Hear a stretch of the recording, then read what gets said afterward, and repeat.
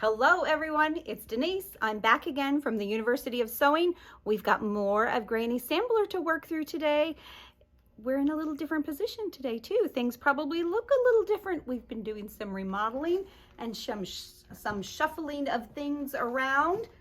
So take a little peek around as I settle in, and if you're local, haven't been in lately, you need to come visit. Even if you're not local, we'd love to have you come visit.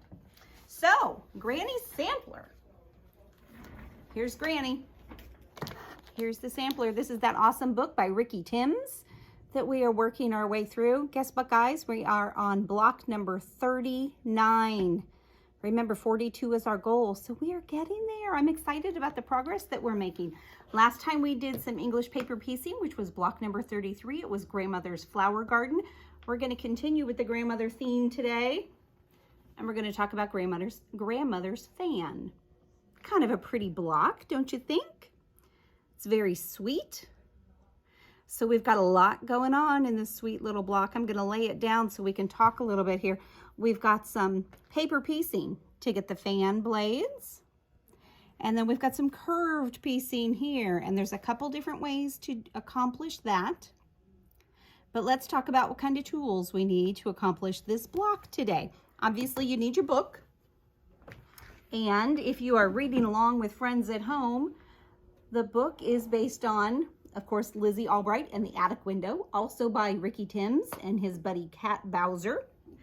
It's kind of cool to have both books if you can. That's not a necessity to do the block, but it's kind of cool to go along with the block. So what other goodies do you need? Because we are doing paper piecing, you're going to need some paper for that foundation sewing that we're going to do. You're probably going to want some of the heat-resistant template plastic.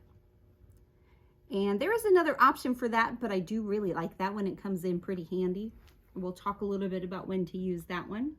To continue with the paper piecing theme, you are definitely going to want at least an add-a-quarter ruler. And we've got these in a couple different sizes. We've also got an add-an-eighth ruler. This is really good for when you've got lots of seams coming together and they tend to get a little bulky. This helps with some of that. The add-a-quarter works perfectly fine for what we're doing today. You may want some of those small applique pins to hold your things in place. And this is not a must-have, but gee, what a great idea. Here's some fun variegated thread to do some of that curved piecing. If you choose to applique them on top instead of actually doing the curved piecing, it's a great opportunity to use some of those cool decorative stitches in your machine. And if you're going to use the fun decorative stitches, you need some fun decorative thread to go with it. Lots of options for you there. Of course, we're going to be doing some pressing. We're not actually going to press today, but we're going to talk about it. When you're doing your pressing, the tailor's clapper is a fantastic thing to get your block nice and flat. I don't know why it took us quilters so long to sort of adopt this tool, but we should have had it all along. I love it. I love it. You're going to need your cutting mat, your rotary cutter. You may also need some glue-based. And we'll talk a little bit about how and when to use that today. And then these goodies I put out, these are not necessary for this particular block. But if you decide that you're loving the paper piecing, these are so much fun to play with. And also a great opportunity just to practice that skill. And we've got a couple different versions here. Of course, as always, everything that I'm showing you is on our website, universityofsewing.com. If you have any questions about any of it, the email address is info@universityofsewing.com. You can come in and visit. You can give us a call, any of the above. We love to chat with our customers because we have the best customers. So let's talk about putting this block together. We're going to need to make some copies just to make life a little easier. So I have copied our fan, and you need two. This is only half of your fan. So you are going to need two, and I suggest that you use the paper piecing paper. Your regular copy paper will work just fine, but the paper piecing paper is a little easier to use. You're also going to need to copy this, because you're going to need to copy this shape and of course this shape for the curved parts of the block. I do want to back up a little bit. I have something also that I wanted to share with you that I don't think I've showed you before, but this block would be really great to use this little gadget. I don't even know what the proper name of it is. This is by Hemline. It's a wonderful quilter's sort of travel tool. You can use this side to press. When you open it up, look what we've got in here. This is a very, very fine grade sandpaper, so it would be great to hold your fabric in place as you are putting your template on here to outline your template. It's going to keep your fabric from sliding around. If I put it on my lovely horn cabinets, which are great, things are going to get a little slippery, and I don't need the extra challenge. I don't know about anybody else. We can flip this guy over, and this is a little piece of brushed something. It's got a really neat texture to it. And if I'm moving around, maybe I'm working on my block, but I need to put it away, this will hold those fabrics in place, and I can put things away and move on. And then of course it's got the cutting mat. So I know a lot of people are getting into their retreats again, and your classes and your fun things. This is a really cool thing to take with you. It fits in your bag with your machine. It'll fit in your tote bag. It may even fit in your little plastic bin, depending on what you're using. I thought that was really cool, and you guys would appreciate that. Okay, so back to our paper and our templates. I've got a paper cut out of this one. This is the one that I'm going to use to trim my fabric piece, which is a little tricky, so we're going to talk about that too. I've also used another one. This one is a couple layers of freezer paper, sort of fused together. And this one I'm going to use when I'm pressing to get the curve. But you could also use your template plastic, which is a really good way to go. Here's just more of the paper copies. And of course, don't trim this outside edge. That's your seam allowance. You are going to need that. Let's grab some more goodies to share with you. So the piece that's kind of that oddball shape, this B piece. When you're trimming your fabric, you want to include all of these seam allowance. When you're making your piece for your pressing guide, you're going to trim off the seam allowance on the curve, only on the curve. And then I'll show you what we do with that, but let's start here. Here's my template plastic. Here's my fabric. Now you'll notice on here, you'll probably read this better than on my scribble, place on the bias fold. Well, that means you need to fold your fabric so that you have a bias right there. What does that mean? We need a little diagonal. So here's my fabric. It's a square or a rectangle, and I folded it to make the triangle. Here's my bias fold. So I'm going to lay this guy on here and then trace around it. And again, for this part, I've got all of the seam allowance. So let's go ahead and cut this guy out. And I've got my rotating mat. And this one's not going to be super precise, but that's okay. I think you guys will understand what we're doing. And of course, if you don't, let me know in the comments. I'll be sure to answer, give you a little tip or trick. And this is always harder to do sitting down. I just don't push hard enough.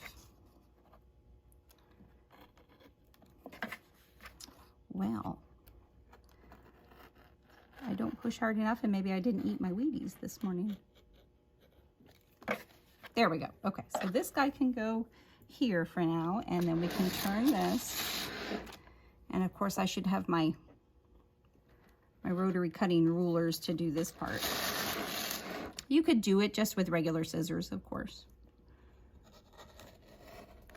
Whatever gets the best results for you, whatever you are most comfortable with, that is absolutely the way you should do it. So close, one little thread hanging on. There we go. Oops. Well, there's more than one way, guys.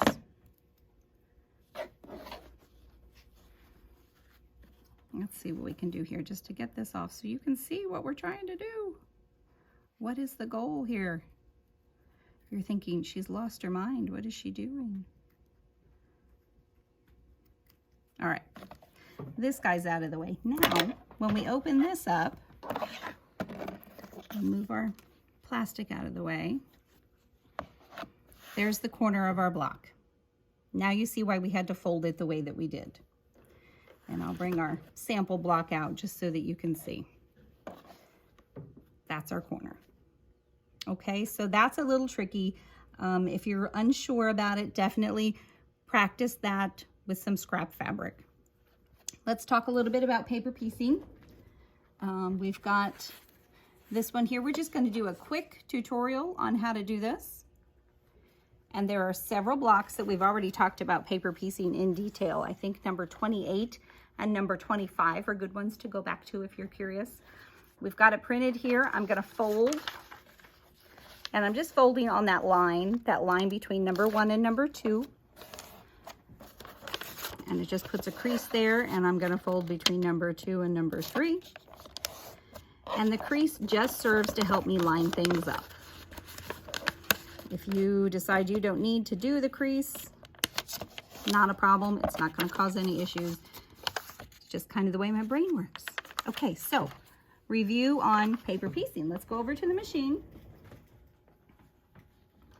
Remember, with paper piecing, we're going to sew on this side, but your fabric's going to be back here. So if this is new to you, take your time. I've got some fabric cut here. I'm going to take this as my first piece. That's going to go here. And I'm going to do it right side up. But I'm on the back of the paper. I know, it's confusing. Now, while I've got it there, I'm going to go back to that crease that I made. And I'm going to press it again. So doing that is giving me the crease here. That's going to be my guideline for the second piece. This one, we're going to line up here. There's my crease. I need to go at least 1/4 of an inch over to get a good 1/4 inch seam. Notice that I've got right sides together now. Now, carefully, I'm going to pick up all 3 pieces, flip it over, and now we're going to sew on this line. So we've got our 1/4 inch foot on. Not that we need it for this part because we are sewing on the line. We're going to start before the line, and we're going to change our stitch length to a 1.8, which is a good starting point for paper piecing. If you're doing something really tiny with little itty bitty pieces, 1.5 is probably a good thing to do. And we're just going to sew on the line, just like that. Doing this certainly hold our fabric in place where we want it, but it also perforates the paper so that when the time comes to pull that off, you're not pulling your hair out while you're pulling the paper off.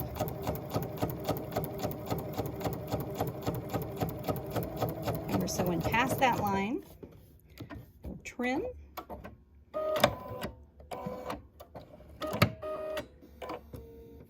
Now, let's see what we've got here. So when we open, actually before we open it, we're not going to do anything. We're going to go over here and we're going to trim. And I've got my ruler handy here. So to trim, paper side up, flip it back on the line you just sewed. Now I'm going to use this awesome add an 1/8 ruler. The add 1/4 works great. It's got the little lip here. We're going to put this ledge snug up against the paper. And this is one of those situations where a longer ruler would be very good to have, but we can make this work today.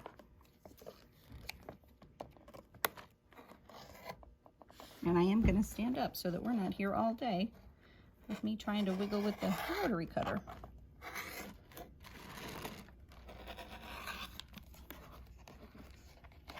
There we go. Now we can open it up and see what we've got.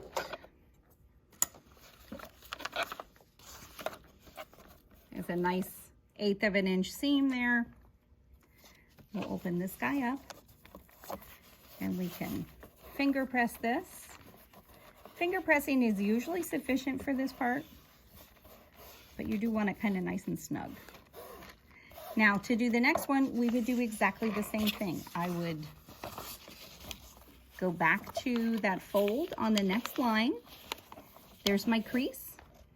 And then I know the next piece is going to go right sides together just beyond this, stitch on the back side, and that's how we get things lined up nice and straight. Again, I think it's blocks number 25 and 28 are really good on more detail on the paper piecing if you need that. So once we've got our fans together, you're going to have 2 of these. You're going to stitch these together to make the whole unit. Then we need to attach the top and the bottom, and they're really done in a very similar way. You have the option. You can either applique, as we did here, or you can do curved piecing. If you've done one before and haven't done the other one, this is a great time to mix it up a little bit and try something new. We're going to stick with the applique version today. And this is the one that we're working on. Move these guys out of the way. So this one, you can see I used some of the fun variegated thread.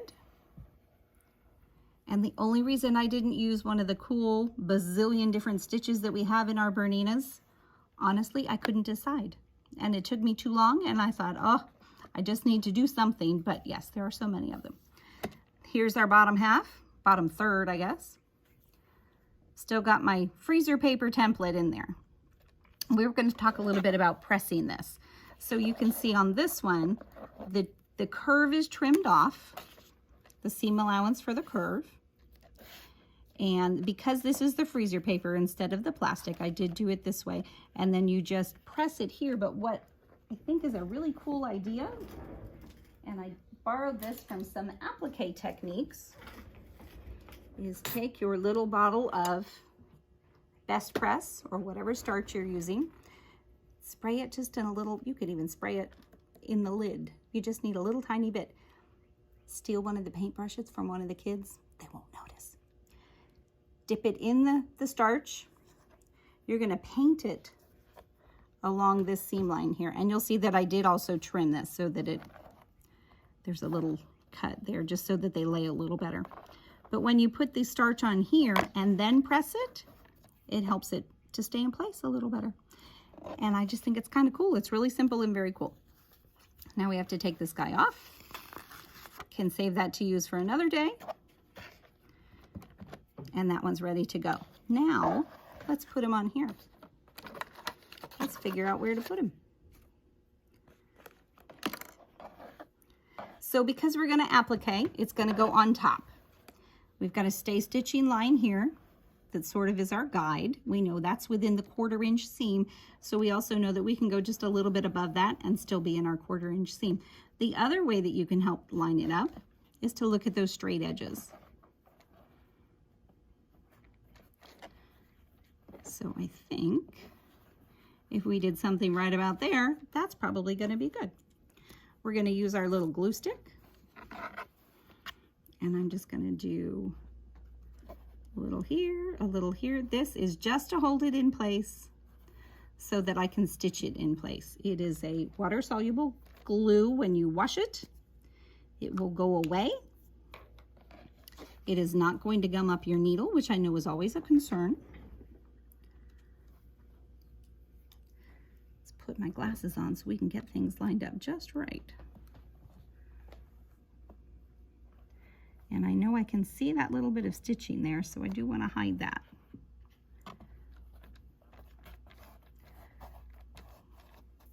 Got my little baby applique pins. I'm going to put 1 or 2 of those in place.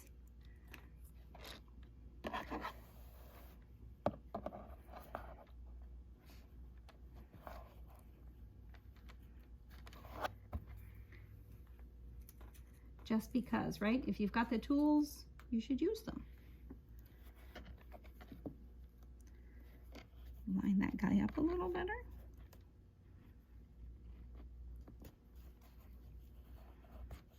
Okay, so now the goal is going to be to stitch along the edge. Let's tuck this in a little bit more. And if you look up at the top third, we've got just this very tiny little distance between the actual stitching and the fold of the fabric. So I'm going to try to imitate that just to keep things consistent. This block is so much fun, and it's a great way to use up scraps. You can play with all kinds of colors. You could do no color theme. You could just go wild. Okay, we're going to go back to our regular stitch length, and actually, let's change that a little bit. Come on out of there. I'm going into my quilting stitches here on the Bernina 880, Margaret's Gorgeous Anniversary Edition, and we're going to go to 1326. It's a little smaller. Typically, it starts at a 2.5. So we're going to tuck this guy in here. And this one little tail end is wanting to misbehave. So we'll speak firmly to it, make it behave.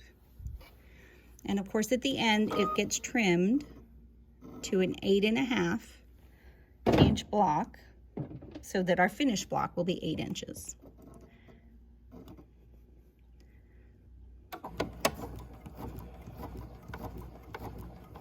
And you can see I've got the fold of the fabric lined up on this inside part of the foot. So that's going to help me be nice and consistent with where we're going. And I'm just going to pull things just so they're straight. And we talk about that a lot, straightening things but not stretching them.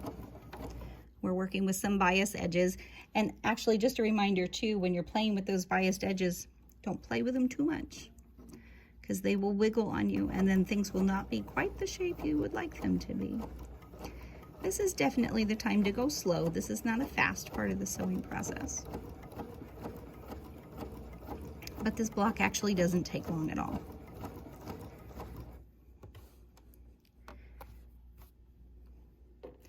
And just a reminder too, never, ever, ever, ever, ever, ever, ever sew over your pins.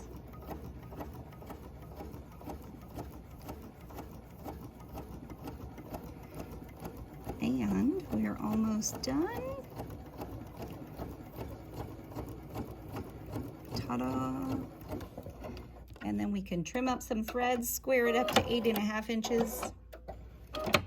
And this one, along with 32 other blocks, will be ready to join our Granny Sampler pile. And we've got quite the pile going.